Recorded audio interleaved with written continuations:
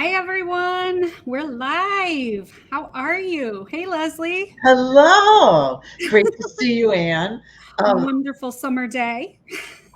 it is. And we'd love to know where everyone's calling in from or what you're drinking or eating right now. Yeah, so drop a note in the comments while we're waiting for people to join us. I know you might be having lunch if you're on the East Coast in America, like we are. What are you drinking? What are you eating? Where are you calling in from? Calling? I guess live streaming. We're live streaming. So where are you logging in from? Just leave a comment and we'll Oh, go from there. hey, Adam. Oh, there's Adam. Yep.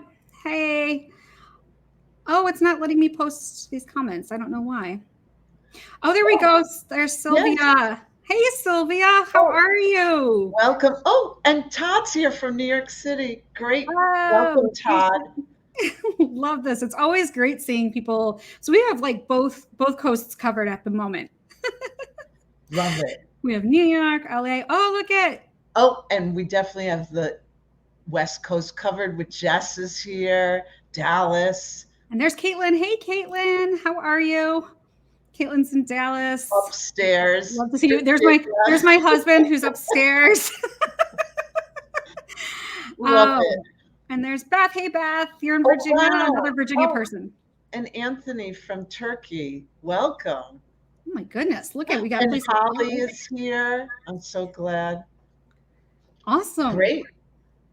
We have So, so many people. And so, are you all your where? If you're all from all over the place, what are you drinking? What are you eating? Just drop that in the chat. We just want to say hello before we get started. oh, Let's see. hello, Amit, who just signed in. Yeah, look at. Did you see that Welcome. Anthony was from Istanbul? We have Des Moines. We're great, Amit. How are you? And then in Panama City Beach, that could be hotter than where I am in New York. It's probably, I would guess. Although it's been pretty hot all around the whole country, I swear. Um, okay. Oh, Sylvia's got some water. You know what, Sylvia? You and me are on the same page. I like, Me yeah, too. you too, Leslie. Like, I don't go anywhere without Big Blue. Oh, and G is here. Good morning. Christy. Awesome. Oh, everyone's coming on. It's All right. Yeah. So I think that's our sign. We should get started. Christy's got her coffee. Santos. Okay. great. Welcome, Stephen. Do you want to kick us off, Leslie? Sure. So thank you, everyone. Um, we're so glad you're here. And right now, I'll do a quick intro. Oh, and I made a little mistake with my camera. Thankful. Um, I'll do a quick intro and then Anne will do one. So, my name is Leslie Neidick. I am the conflict strategist. So, I talk and post about conflict, no surprise there. I also talk about negotiation, communication, workplace culture, and more. So, one thing I want to introduce so that you know where we're both coming from. Both of us have individually worked with clients who navigate toxic workplaces.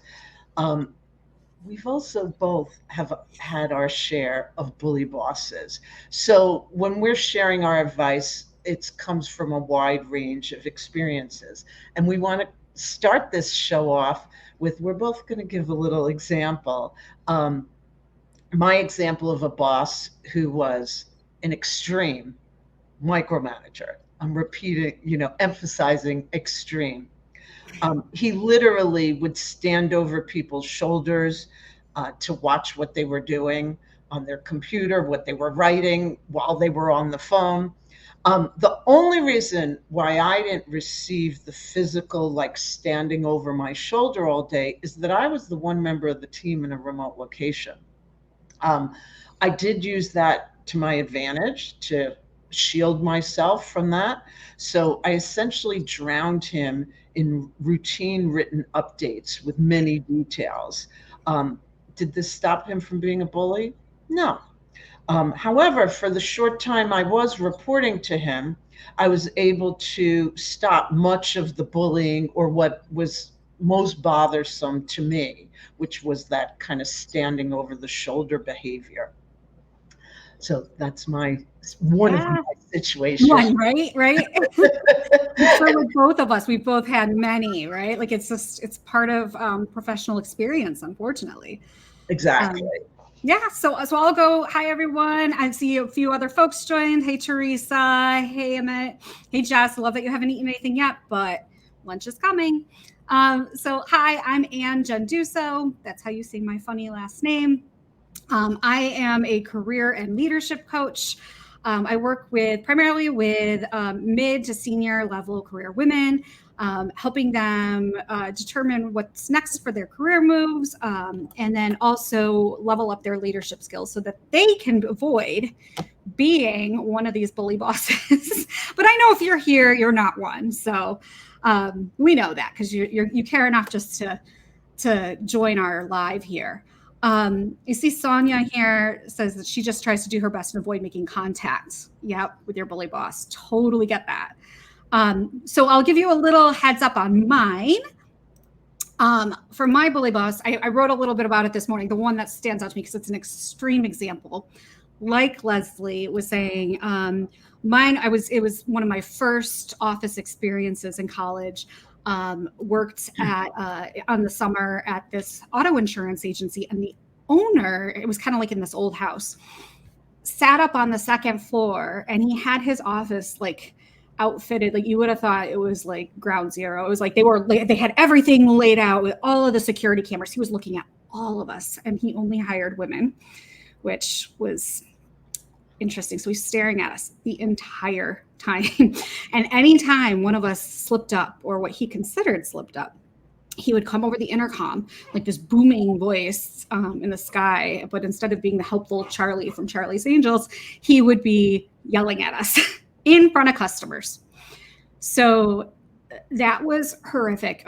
He did it all the time. It was at least once an hour. And then if you really, got on his bad side, he would insist you come into his office. But again, all public, right in front of your colleagues, customers, everything. So that was my big bully boss. My decision was just to leave because it was early on, and truly that was something that wasn't going to be negotiated. So, No. but we have a lot for you today to help you learn how you can manage if you do have a bully boss.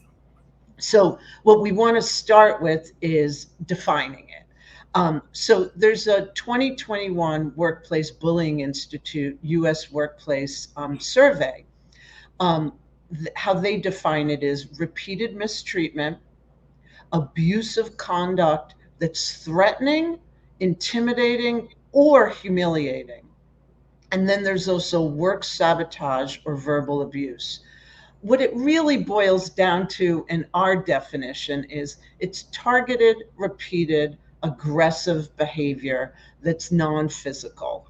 Obviously, if it's physical, it's in a whole different category that we're not covering today. How prevalent is this? It's prevalent. Yeah. Back in 2021, the estimate, same place, U.S. Bullying Workplace Institute, 30% of workers report that they've been bullied. In 2017, the number was 19%. It's over 48 million Americans have suffered or are suffering from being bullied. Now, what's interesting is that remote workers are being bullied more in terms of percentage. 43% of remote workers report being bullied. Yeah. That's why we're here today. Yeah, that's a lot, right?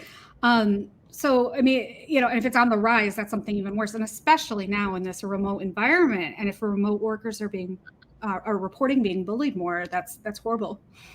And so something needs to change. So we want to talk about like what that looks like. I don't want to go into a ton of detail, but we can say, here are some behaviors, right? That could look like. It could be a boss who doesn't listen to feedback, right? Someone who plays favorites, nepotism. They change the rules for different people. Love that. When the goalpost moves and it's different for everybody.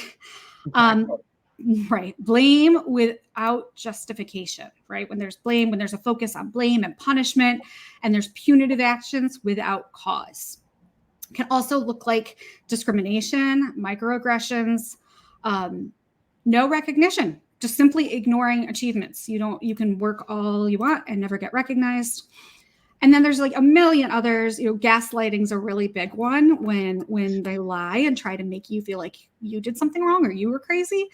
So I'd love to know, we're going to get into a lot more later, but we'd love to know, have you experienced these bullying behaviors at work?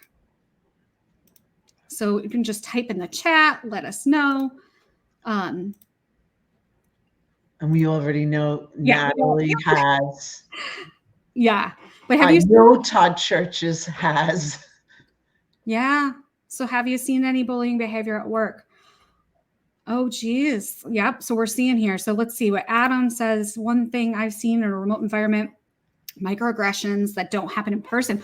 Ooh, Leslie and I have talked about this before. We talked about hiding behind the screen, right? Yes. Yeah. Very much so. Commenting on people's appearances on camera. Ooh, that's tough. Yeah. Jess has talked about firing without a warning. Yeah, well, that's certainly a punitive action there without any. And the lack of communication to talk about expectations is just. Yep, Caitlin's experienced, Natalie, Peg. Yeah. Oh my gosh, Peg. Look at what Peg was told she was so ugly you needed a face. Peg, I am like at a loss for words here. Like I can't even. Mortified. That's Todd raises an interesting question that we may not get to now, but maybe we can draw some conclusion that all his bosses happen to be female, the bullies. Oh, yeah. Now mine were not, but that doesn't mean anything. It'll be interesting to see if there is a trend. Yeah, there is actually. Yeah, there are some. I'm seeing if I had it open here. Yeah, hang on a second. I can tell you right now. It's across gender, right? So male bullies, especially going back to that same report, male bullies were 67%, and female bullies were 33%. So yeah, it goes across gender. And Teresa brings up a great point where she was bullied by a narcissist. Many bullies are narcissists, which is, I'm not sure we can even manage that. Exactly. So we will go through and talk now about a little bit what that is. But yeah, Sylvia, great. I really, really, really think that Peg, I hope that wasn't in your current position. I feel so bad. But exactly. Yep. Hypercritical, microaggressions. So we assume that you're going to have so many on here, and we want to respond to each and every one of them. But to be able to work through our time here and get to like what we should do and don't do, we will respond to every single one of these after the show. So please share your stories, continue that, and just know that if we can't get to you right now, we will certainly do that later. Exactly. So now what we want to get to is, so what to do when your bully's a boss? And we have some do's and don'ts for managing it. So the first one, don't jump to conclusions or assume the worst. You can't always determine someone's intentions without full context or clarity. So, and especially in a remote or hybrid world, it's even harder to read the tone in an email or the look you were receiving, body language, because there's a lack of context. We might assume the context is there, but there's a lot less context than when we're together. Listen, you could be seeing some odd look by the person you're talking to, and you don't even know if they're looking beyond their computer and they see their cat eating the dog's food, and now the dog is upset. So that grimace you're seeing is not for you, it's for the cat and the dog. But with all seriousness, what can you do? Practice charitable assumptions and separate tone from content. What do we mean? Assume the person is coming from a good place initially, because you do have shared goals. You're both in the same workplace. You both want a good outcome regarding your employment and the company you're at. So if you think about what are the shared goals and values you hold, there could create a connection or a new context. Also, realize it's not personal. It really isn't. It seems like it. The bully may behave that way to others. And whenever we hear the situations, it's rarely that one person's being bullied. If you weren't there, they'd find someone else to act that way with. It's not about you. It is about them. Many bullies have been bullied before, or worse, like was mentioned before, they could be narcissists. It explains their behavior, but it doesn't justify it. That's a great point. Doesn't justify. Exactly. So with all of that, we want to know, is this starting to resonate with you? If you can drop your favorite emoji in the chat, if it does, let us know. Yeah. Wow. I'm looking at some of the things here. Yeah. There's a lot of experience. I mean, and Teresa just mentioned, both Todd and Teresa mentioned something that was physical. And we had talked about it being not physical. And when it does get to the physical part, mental harm can become physical. And we'll talk a little bit about that more. And that we don't want you to get to that place, right? And obviously, if there is a physical altercation where like someone is actually assaulting you, that is, could be a criminal case as well. Exactly. So now we're going to get to our second don't and do. Yeah. Yeah. So the first reaction I think a lot of us have is just to respond immediately, right? Like you get a piece of criticism where the bully says something awful and you just want to respond. But that is your don't, right? You don't want to respond immediately to a critical statement.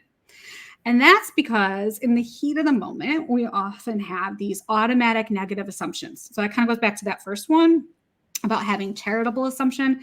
We're automatically prone, because this person has bullied us in the past, to think this is coming from a bad space, right? So you already go there. And then from that, it's human nature just to have an emotional response. So responding immediately often is just the emotion kicking in, your adrenaline's pumping. I will tell you that is the first thing that that's my natural inclination. So you don't want to respond immediately, because emotions are great. There's nothing wrong with them. In fact, I ask you to honor them. But an emotion-filled response is usually not productive, right? It can escalate conflict and it can build more ill will towards each other. And so we don't want you to mirror that behavior, because that's kind of what oftentimes they're giving you an emotional response when they're trying to trigger you. So what can you do? Let's move on to the do. Do control your response, right? Easier said than done, right? But I'm going to give you some tips, right? I'm like, okay, but I'm going to give you some tips, right? That can really help you with that. So for controlling your response, that way you're going to have that more productive outcome. First thing, most important, pause, buy time. And so you're going to say something like, that's a really interesting point. Let me think about that and get back to you. Or something that will buy you that time to walk away, remove yourself from the situation. So that's number one. 2, said this before, emotions are important. You should have them. While you're away, acknowledge those emotions, express them, really revel in them, get mad, scream, do whatever you need to do. Maybe not scream if you're in an office, but do something to acknowledge and really feel those emotions. Exactly. Yeah, because you want to make sure you're not just trying to bury them down, because we know that doesn't always work. So the third thing you're going to do then is change your viewpoint. We're going to explore the assumptions. What assumptions am I making? What else could be going on? And then remember that shared goals that we talked about earlier. So once you do that, the next part is to prepare your response. Outline. Just throw a couple of things down, or you can do, what are the 2 key takeaways? I want to make sure that this person hears from me. So it's very logical. It's outlined. You are removing that tone from the content again, and you're focusing on the content, not the behavior. And then you can respond. And when you respond, you can go back to that on one-on-one, because you don't want to go back to and do it in front of everybody else in a meeting or something like that. And you can respond with a metered response that is focusing on that content, because you can't control someone else's behavior, but you can control your own. Exactly. So, quick question for you all. Have you ever implemented any of these strategies before? And are you finding them helpful at all? I know I just threw a lot at you, but Well, and also there's so much to read through, which I know Anne said it before. We will each be going through all the comments. We really appreciate you sharing stories. So if we miss something, we will get to it because we see some lengthy stories that definitely need our attention. yeah. So Sylvia, yeah, you've done that, right? You've done a great job about like not responding immediately, and you didn't. Yes, I love the point that you're making here. You didn't respond because you wouldn't have been at your best self, right? So you needed to remove yourself so you can be your best self in your response back. I used to have a coworker that with a very toxic bully boss. When I knew the phone rang from her, we had this spot we met. She could cry, she could scream, she let it all out. And then she's like, yep, now I can go back and answer the question, Yeah. just without her emotions. She wasn't trying to push them away. She needed to experience her emotions, but not with the bully. Yeah, definitely. Okay. Okay, should we move on to the next don't and do, Leslie? Yes, please. So, first, don't let the bully affect your personal health and well being. You all see me fixing the focus on my camera. Thank you. These things happen. If you're experiencing physical symptoms that don't seem to stop, it's time to take action. So, try to change the dynamic. Direct discussions, lead them. Some of the actions we've already mentioned, where you can pause and plan your response, a way that you can focus on the content and not just the way it's being delivered to you. Now, something else, keep good records and document the behavior. You may need to use that. It doesn't have to be it can be just mentioning day, time, and what happened during that incident. Seek internal allies where appropriate. You may need that. That could be HR. It could be other resources. It could be a colleague. It could be a team member who's experiencing that same bullying. Last but not least, know when to leave. Yeah. You may have to move on to another opportunity. If you find that the organization is supporting this and they're not going to make a change. And we've all been there where that takes place. Yeah. So, you make a good point, Leslie. I think someone earlier today, we were talking about that, about how sometimes these behaviors are rewarded, especially for high performers. Because high performers, they like, especially if you're like in sales or something, if you're bringing in and contributing to the revenue, it's much harder to let that person go or to have a punitive response. So therefore, they get elevated. yes. But you can help with that. So there may be an instance where, yeah, you got to go and you need to know when it's time to move on. Exactly.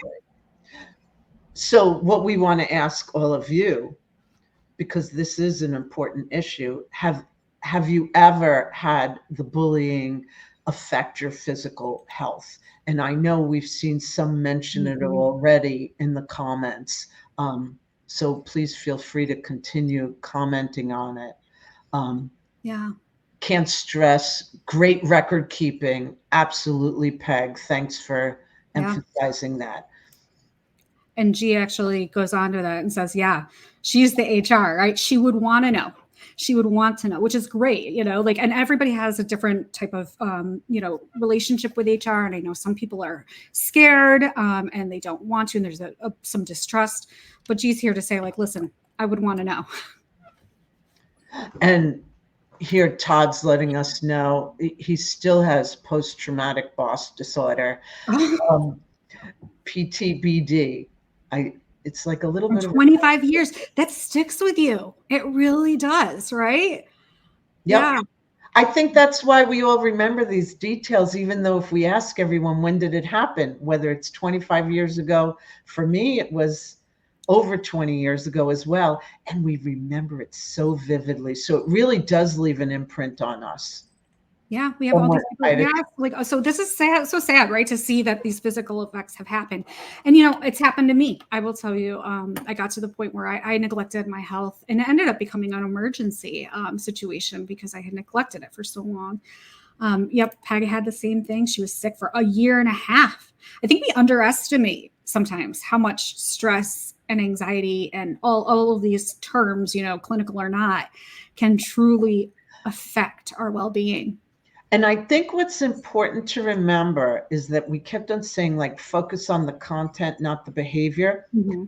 Those who are bullies, as difficult as it is to understand, they don't have the awareness of what they're causing. Yeah. Oh, yeah. That's why we have to take control and the lead to manage it. It is so important because they're not going to do it for us, for sure. Exactly. And Caitlin says, yeah, it changes you. It does. Yes. It does. But we can take control, right? And do what is within our control anyway. And everybody has that within them to make a decision for what they want most next out of their career. So, Sylvia's now we're going to get to our next section. Yeah. Okay, so let's just open it up. We only have a few more minutes left. Again, we are going to get back to all of these, but what questions do you have for us that we could answer about managing a bullying boss? Are there any specific things? I think I saw one. I'm going to start with something that I saw earlier. I believe it was from Sylvia saying, what do you do if a boss does this in public, right? If you're bullied in public? And that's a great question. And that's where I kind of go back to that second one of saying, like, buy some time. You can respond right away, but I have a feeling, like we said, the emotion can come up right there. So you could stop it. You could buy time. Or another thing you could do is say, thanks so much. I hear you. Bob, we need to go talk one-on-one. Yes. Stop the meeting. Like it can call it out right then. And you can remove either yourself from the situation or remove the two of you. It depends on how comfortable you feel. And what's interesting about that is that when others observe that, they're going to also mirror that behavior when they get bullied again in public. They're going to be cheering you on like, hey, that's a good way to deal with it. Because responding with the emotions only escalates the behavior from the bully. Yeah. Yeah. And Stephen Smith seems to have had a good experience with HR because he said it's good to have HR you can talk to. Just sat with HR a few days ago, so let's hope it's going in a positive direction with the issue he's dealing with. Teresa, are you saying when's part 2 of this show? Like that we should talk about this more? Is that what you mean? I think that I don't know. We haven't been catching up on everything. If that's what you mean, let us know. I think it's been clear to me over the past week or two. I knew bullies were a topic that people like to talk about because it's been happening to them. I didn't know the quantity. And for those of you who know, like I posted about Bad Boss like a week or so ago, and I was just overwhelmed by the high percentage that are really dealing with bullies, not just bad bosses who didn't get good training. We're dealing with bullies primarily. Yeah. Well, you know what? That's a great point. So you know what? I think we should do a part 2, but we should flip it maybe a little bit, Leslie, because we were saying we're going to start talking about leadership matters, right? Sure. So maybe thinking about how do you navigate that when you, as a leader, to make sure that you're not rewarding or perpetuating bullying behavior from, like what do you do when you have a high performer and all of that good stuff. So, oh gosh, Todd Churches you are the man with amazing sayings. You're calling him a boss hole. Sayings and visuals for those that don't know him. He is visual leadership. Yes. So Peg has a question here. Leslie, you might want to take this one about how do you get past the fear with coping skills? Well, and that's really that becomes your hot button. Like, because you've experienced bullying before, it really does go back to, I was it our first do, where you have to assume charitable intent. Like, assume the positive, because now that you're sensitized to it, anytime you hear something that pushes that button of the behaviors you remember, I'm not saying you're reacting incorrectly, but you may be overreacting to the past. So it is difficult. You really have to remember and increase your awareness that it is a sensitive thing. So when it's happening again, or you think it is, take a step back, take that breather, maybe talk to a colleague and find out, like, hey, is this bad behavior I'm experiencing? Or am I maybe a little extra sensitive to what I'm hearing, or the raised voice? Yeah. And there's, I'll add to that, Leslie. Like, I think, Peg, the fear can go deep, right? So you just you get afraid. I think one of the things I talk about with my clients is to explore that fear, go deep, right? Think, what's the worst possible outcome that could happen? Like, go there. Like, what are you so afraid of? What is that worst possible outcome? And then think through, is that likely to happen, or is that not likely? And then, okay, so what steps can you take? What steps are you taking to make sure that that outcome doesn't happen? And then when you go through this kind of process and you lay it out, again, some of that emotion, that fear, starts going to the side, because oh, I am taking steps. I'm going to write out what I want to say next. Yes. And so you're able to work through that. But that's a very, very Great powerful advice. emotion. So Great advice. There is so much that we will be replying to, and obviously I'm looking forward to continuing the conversation in the comments and connecting with all of you. And for those who don't know, that is where Ann and I met, in the comments. So the relationships and the conversations really do happen in the comments. So we look forward to that. Yeah, so please follow us and stay tuned, and we will see you in the comments. All right. Bye, everyone.